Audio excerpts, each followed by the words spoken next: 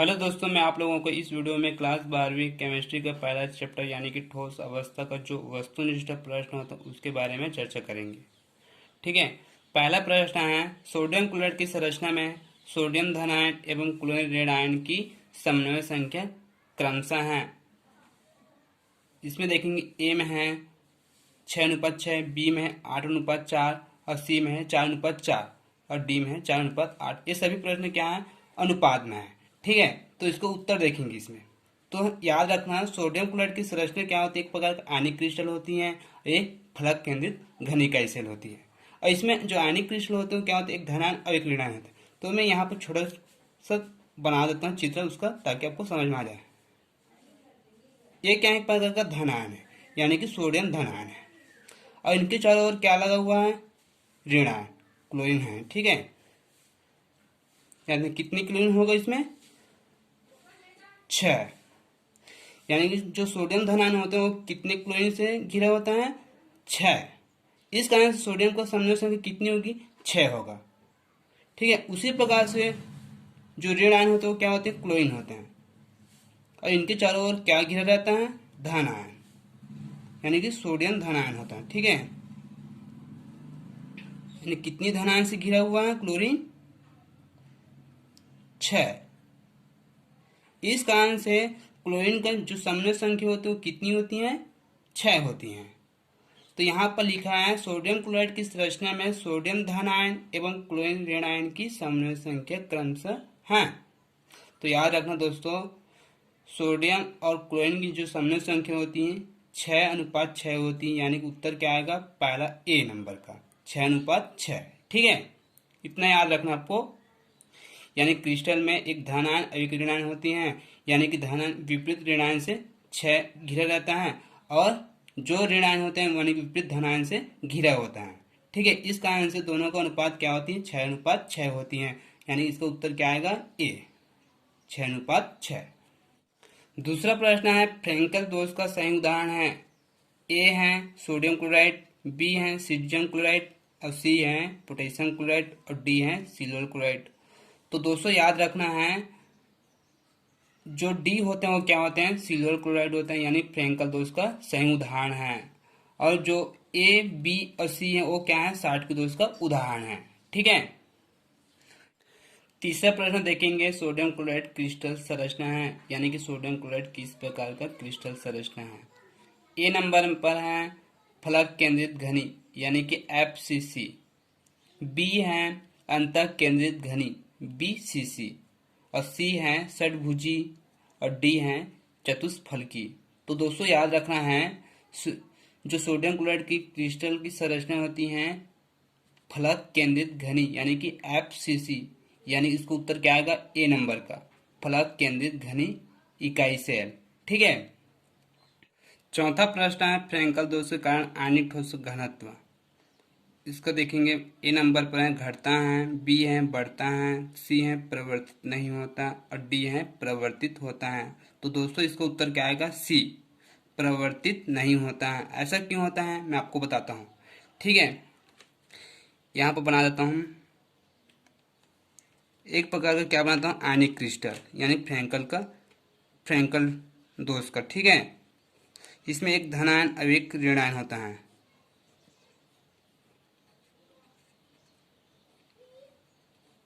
ताकि आपको और याद रहे क्यों परिवर्तित नहीं होता।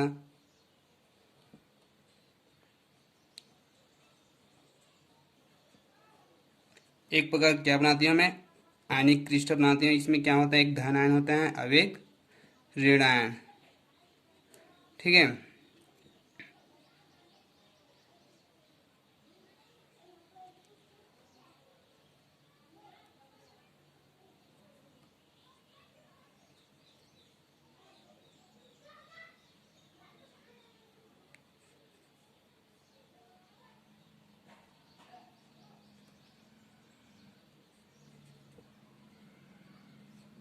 ठीक है, इस प्रकार से होता है। यानी कि इसमें देखेंगे एक क्या होता है, जो एक रिक्त स्थान क्या होता है, एक ऋण आयन क्या होता है? गायब हो जाते हैं, और वो कहाँ पर चले जाते हैं? अंतरकाशीय स्थान पर होते हैं। यानी कि एक धन और एक ऋण आयन के बीच उपस्थित होता है, उसी को बोलेंगे अंतराकाशीय काशी स्थान पर, ठीक है। जिसके कारण से क्या होता है, फ्रैंकल दोष में जो होते हैं धन आयोडाइन में क्या होता है, कोई परिवर्तन नहीं होता है, यानी कि वो परिवर्तित नहीं होती हैं। किसके वजह से, एक ऋण आयन अंतःकाश स्थान में उपस्थित होने के कारण। और एक प्रकार क्या होता है, फ्रैंकल दोष एक प्रकार का आयनिक क्रिस्टल होते हैं, यानी कि उसमें एक धन एक ऋण एक क्रम में व्यवस्थित होती है। उसमें एक अतिरिक्त ऋण आयन या धन आयन क्या होते हैं, अंतरकाशी स्थान पर उपस्थित होते हैं। इसके कारण से क्या होते हैं, परिवर्तित नहीं होते। तो इसका उत्तर क्या आएगा, सी, परिवर्तित नहीं होता है, ठीक है। पांचवा प्रश्न है, अंतः केंद्रित घन इकाई सेल में परमाणु की संख्या होती है। ए नंबर पर है 1, बी है 2, सी है डी, सी है 3 और डी है 4। अंतः केंद्रित घन इकाई सेल में परमाणु की संख्या कितनी होती देखेंगे। अंतः केंद्रीय मतलब एक में इकाई सेल बना देता हूँ, ठीक है, ताकि आपको समझ में आ जाएगा कितनी होती हैं। एक प्रकार इकाई सेल है, कितनी कोना होता है, 8 कोने पर होते हैं परमाणु, तो उसके योगदान कितनी होती है, 8, तो 1/8, ठीक है। प्लस अब उसके अंतः मतलब तो उसके केंद्र में एक परमाणु होता है, तो यहाँ पर 1 लिख देता हूँ। हल करेंगे तो कितना होगा, 1 आया, 1 8 यहाँ से कटा तो 1 आया प्लस 1, यानी कितनी हुआ, 2। तो 2 कहाँ पर है, बी नंबर पर। तो अंतः केंद्रित घन इकाई सेल परमाणु की संख्या कितनी होती है, 2 होती हैं, ठीक है। कितनी होती हैं, 2 होती हैं। तो बी पर क्या लगाना है, राइट का निशान लगाना है, यही उसका उत्तर है, ठीक है। यानी कितनी कोने होता है, 8 कोने होता है। 8 कोनों पर क्या होता है, परमाणु होती हैं और एक केंद्र पर होती हैं। तो प्रत्येक कोना में जो परमाणु तो उसके योगदान कितनी होती है, 8 गुणित 1/8 और प्लस 1। एक क्या है, उसके केंद्र में, उसको हल करेंगे कितना हुआ, 1 + 1 = 2, यानी कि कितनी परमाणु होती हैं, 2 परमाणु होती हैं, यानी इसको उत्तर क्या आएगा, बी आएगा, ठीक है। छठवां प्रश्न है, क्रिस्टल में विद्युत चालकता उत्पन्न करने हेतु अशुद्धि मिलाने की क्रिया को कहलाती हैं। देखेंगे इसका उत्तर क्या आता है। ए है शॉर्टकी दोष, बी है फ्रैंकल दोष और सी है डोपिंग और डी है इलेक्ट्रॉनिक अपूर्णता, ठीक है। तो इसका उत्तर क्या आएगा, सी, डोपिंग। क्या कहलाएगा, डोपिंग कहलाएगा, ठीक है। और इसको उपयोग किसमें करते हैं, पदार्थों गुणों में परिवर्तन करने के लिए और अर्धचालक बनाने में करते हैं, ठीक है। तो इसका उत्तर क्या आएगा, सी, यानी कि डोपिंग कहलाती है, ठीक है। सातवां प्रश्न है, Fe2+ आयन में आयनिक इलेक्ट्रॉनों की संख्या होती है। तो ए है 0, बी है 4 और सी है 6 और डी है 3। तो हमको पता नहीं चलेगा दोस्तों ऐसे, ठीक है। तो Fe मतलब होता है आयरन, यानी कि लोहा होता है, एक लोहा तत्व होती है, ठीक है। तो सबसे पहले इसको देखेंगे, इसका उत्तर क्या आएगा। इसमें 0 भी आ सकते हैं, 4 भी आ सकते हैं, 6 भी आ सकते हैं और 3 भी आ सकते हैं। तो हमको इसका अनुमान नहीं लगा सकते हैं। तो हम इसको पहले क्या निकालेंगे, इलेक्ट्रॉनिक विन्यास। तो आयरन का इलेक्ट्रॉनिक विन्यास कितना होता है, 26 होता है। यहाँ पर 2+ लगा देते हैं, ठीक है। अब 2+ लगा है तो याद रखना दोस्तों, इसमें क्या होता है, जो परमाणु क्रमांक होता है उसमें 2 घटाते हैं, तो कितना आएगा, 24। 26 में 2 घटाएंगे कितना है, 24 है। अब इसका हम क्या करेंगे, 24 का इलेक्ट्रॉनिक विन्यास याद करेंगे। तो यहाँ पर 1s2 2s2 2p6 3s2 3p6 3d। अब यहाँ पर 3d में अधिकतम 10 इलेक्ट्रॉन आता है। तो सबसे पहले देखेंगे कितना होता है, 2 2 4 हुआ, 4 में 6 जोड़ेंगे कितना हुआ, 10 10 2 12 और 12 6 18। तो यहाँ पर कितना आ सकते हैं, अधिकतम 6 इलेक्ट्रॉन। 18 में 6 जोड़ेंगे कितना हुआ, 24 हुआ। अब 3D में कितना है, 6 इलेक्ट्रॉन है, तो उसको पूर्ण करने के लिए कितने इलेक्ट्रॉन की आवश्यकता होगी, 4। तो इसका उत्तर क्या आएगा, बी, यानी कि 4 है, ठीक है। तो ऐसे ज्ञात करना है, इलेक्ट्रॉनिक विन्यास ज्ञात करेंगे तभी हम उसको जान जाएंगे इसका उत्तर क्या आएगा। यानी इसमें आयनिक इलेक्ट्रॉनों की संख्या कितनी है, 4 होती है, ठीक है। तो क्या आएगा, बी। आठवां प्रश्न है, सोडियम क्लोराइड का त्रिविम जालक है। ए है फलक केंद्रित घनी जालक, बी है अंतर केंद्रित घनी जालक और सी है सरल घनी जालक और सी है, यानी कि डी क्या है, षटकोणी बंद संकुलन होता है। तो दोस्तों हम अभी भी पढ़ते आ रहे हैं सोडियम क्लोराइड का त्रिविम जालक है, यानी कि ये उत्तर आएगा फलक केंद्रित घनी जालक, यानी कि FCC। ठीक है, इसका उत्तर क्या आएगा? फलक केंद्रित घनी जालक, यानी ए नंबर का। 9वां प्रश्न है क्षार धातु के हैलाइडों के रंग उत्पन्न करने का कारण क्या है? पहला है साटकी दोष, बी है एपकेंद्र और सी है फ्रेंकल दोष और डी है अंतरकाशी दोष। तो इसका उत्तर क्या आएगा? एपकेंद्र। ऐसा क्यों होता है? मान लो क्रिस्टल है, ये क्या एक प्रकार क्रिस्टल जालक है, उसमें क्या लगा होता है? एक धन आयन और एक ऋण आयन जुड़ा होता है।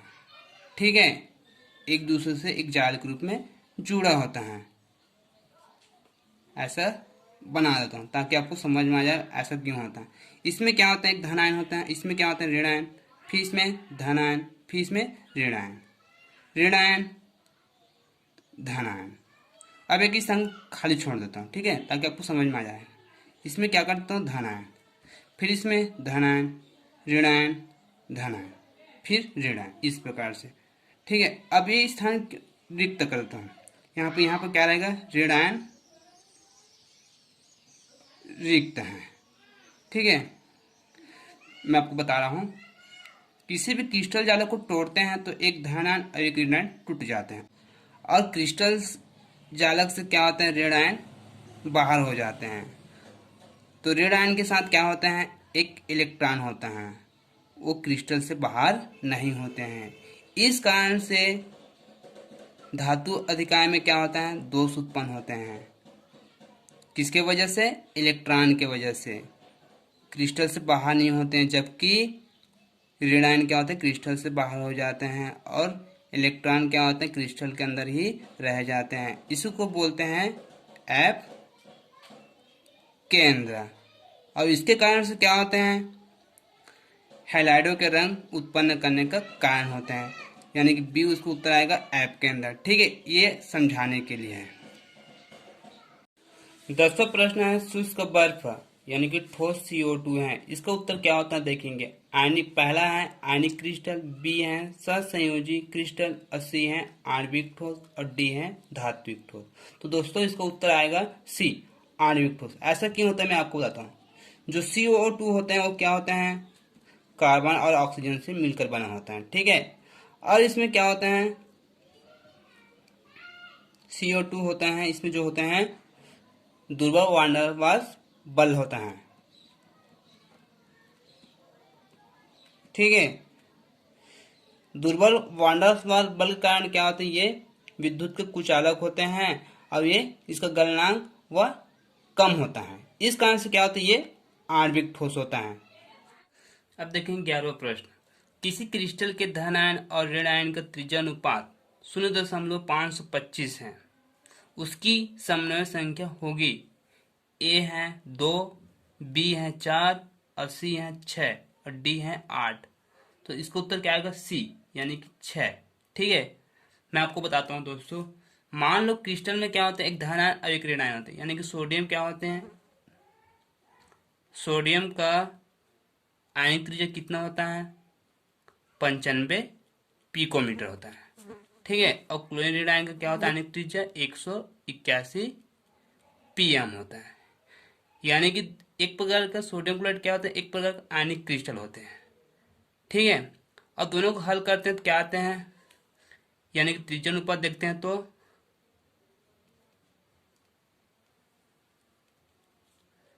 95/181 बराबर 0.525 है।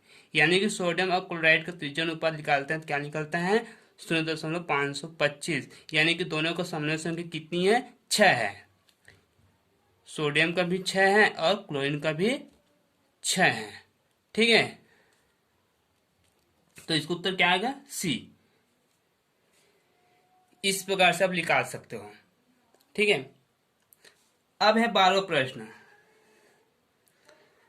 फलक केंद्रित घनी जालक में एक एकांकी सेल कितने एकांकी सेल द्वारा समान रूप से साजित होता है? तो ए आएगा 8, बी है 4 और सी है 2 और डी है 6। यानी कि एक एकांकी सेल कितनी एकांकी सेल द्वारा समान रूप से साजित होता है दोस्तों? 8। ठीक है, जैसे मैं आपको बता देता हूं, इकाई सेल है। ठीक है,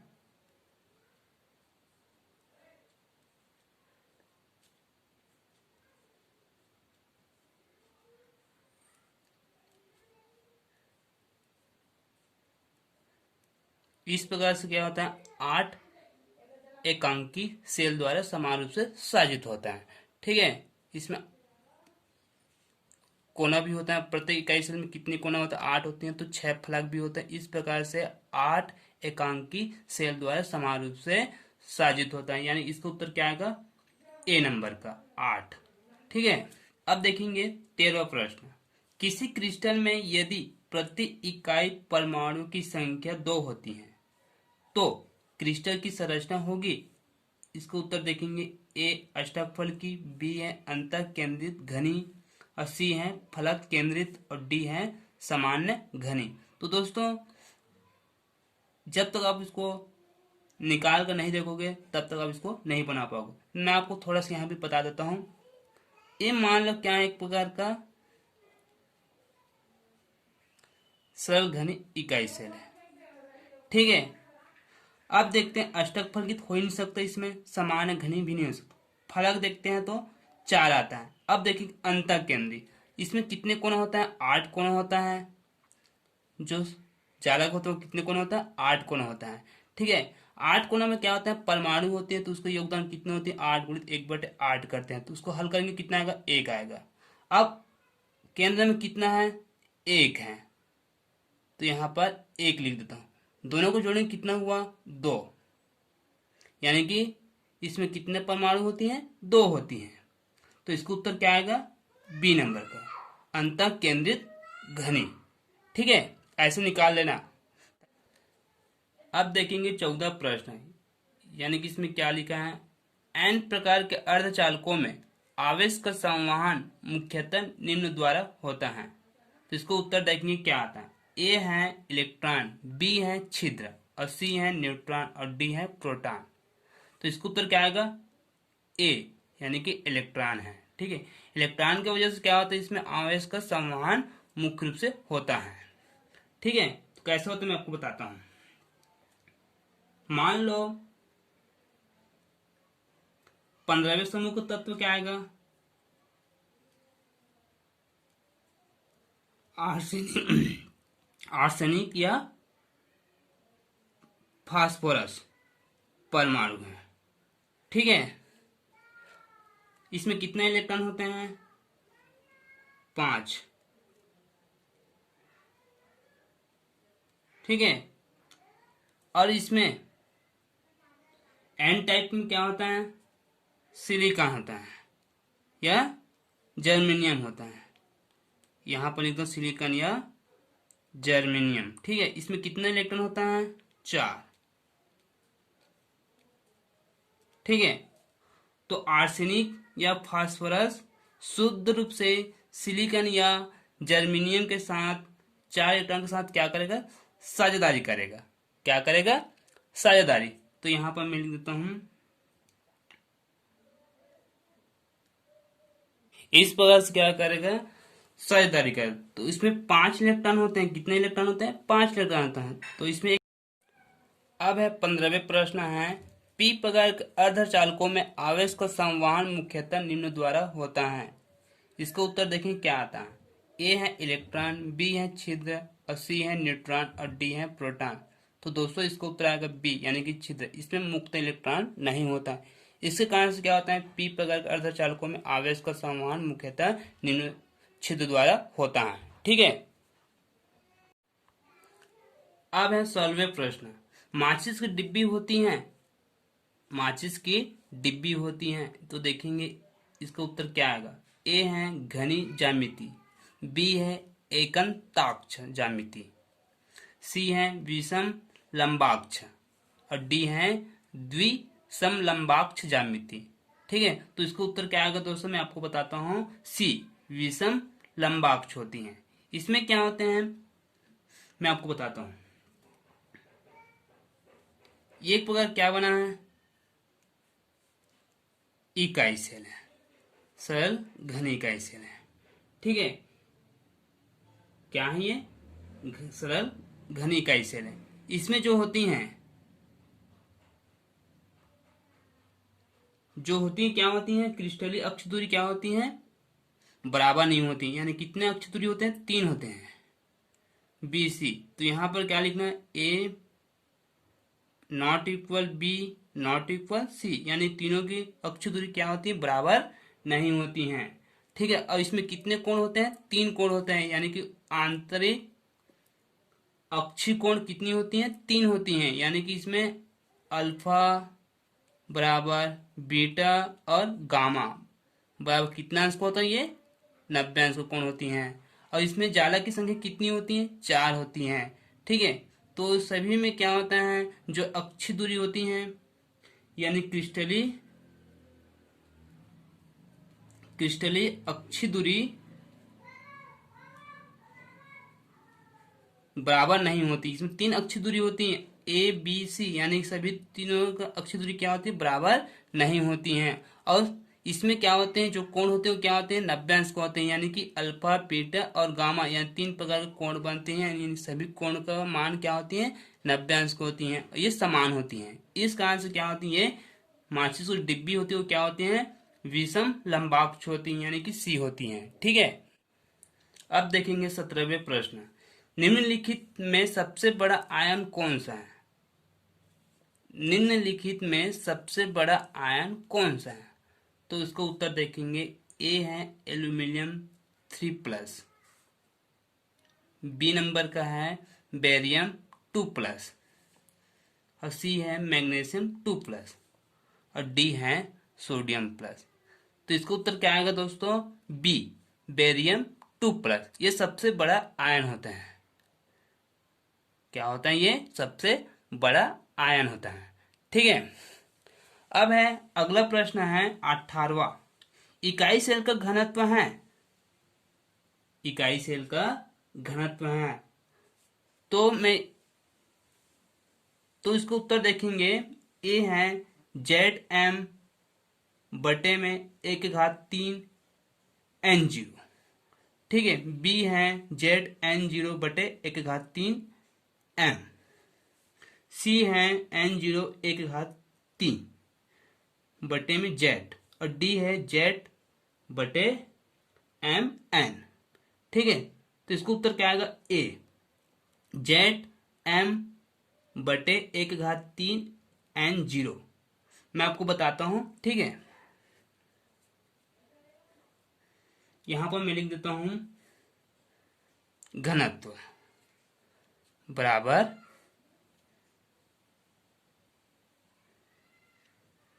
प्रति इकाई सेल में परमाणुओं की संख्या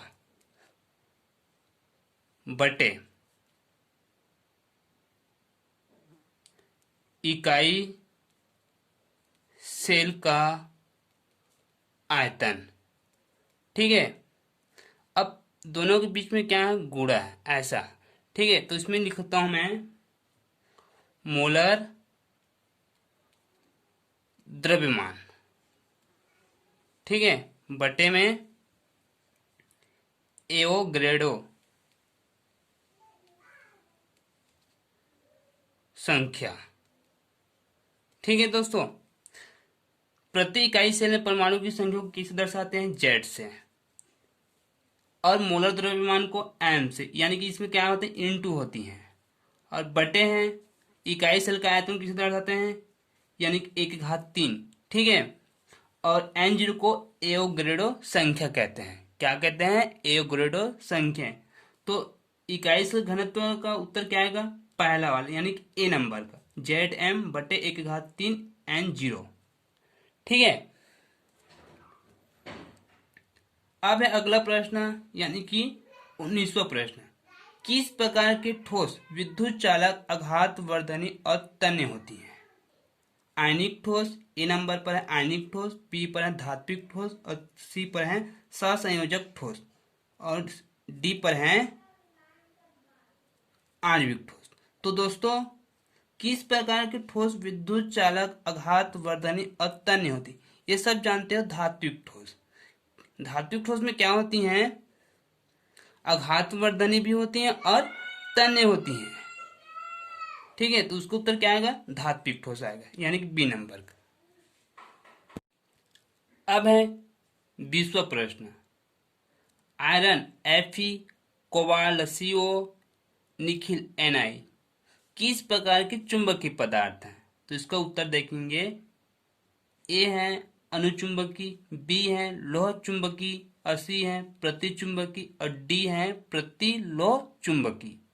तो इसको उत्तर क्या आएगा दोस्तों, मैं आपको बताता हूं, बी लोह चुंबकी। ऐसा क्यों होता है, क्योंकि आयरन में भी क्या होते हैं, आयुग्मित इलेक्ट्रॉन होते हैं, कोबाल्ट में भी क्या होते हैं, आयुग्मित इलेक्ट्रॉन होते हैं, और निखिल में भी आयुग्मित इलेक्ट्रॉन होते हैं। इसके कारण से क्या होता है, इनका संरेखण एक ही दिशा में होता है। क्या होता है, एक ही दिशा में होता है। इनका संरेखण क्या होता है, एक ही दिशा में होते हैं। आयरन में भी 2 होते हैं, 2+ होते हैं, 3+ होते हैं। कोबाल्ट में भी 2+, 3+ होते हैं। निखिल में भी 2+, 3+ होता है। ऐसा होता है, इसमें क्या होता है, आयुग्मित इलेक्ट्रॉन होते हैं और उनके संरेखण क्या होते हैं, एक ही दिशा में होते हैं। ठीक है, और आयरन, कोबाल्ट और निखिल के चुंबकीय क्षेत्रों को हटा देने पर भी क्या होते हैं, ये चुंबकत्व को समाप्त नहीं होता है, यानी कि इनकी चुंबकत्व क्या होते हैं, समाप्त नहीं होती हैं, वो प्रभावित होते रहते हैं, यानी काम करते रहते हैं। ठीक है, यानी कि इसका उत्तर क्या आएगा, बी लोह चुंबकी। अब है 21वां प्रश्न, SiC किस प्रकार का ठोस है। SiC किस प्रकार का ठोस है, यानी कि सिलिकॉन कार्बाइड। इसका उत्तर देखेंगे, ए है सहसंयोजी ठोस, बी है आयनिक ठोस, और सी है वांडर वाल्स बल, और डी है द्विध्रुव बल। तो दोस्तों याद रखना, सी क्या होते हैं, एक प्रकार का सहसंयोजी ठोस है, यानी कि क्या है, एक प्रकार का सहसंयोजी ठोस है, यानी इसमें एक से अधिक सहसंयोजी ठोस के द्वारा आपस में जुड़ा होता है। ठीक है, और इसमें ना ही वांडर वाल्स बल पाए जाते हैं, द्विध्रुव बल भी नहीं होते हैं, और ना ही ये आयनिक ठोस होते हैं। ये क्या होते हैं, एक प्रकार का सहसंयोजी ठोस होते हैं, यानी कि इसका उत्तर क्या आएगा, ए सहसंयोजी ठोस।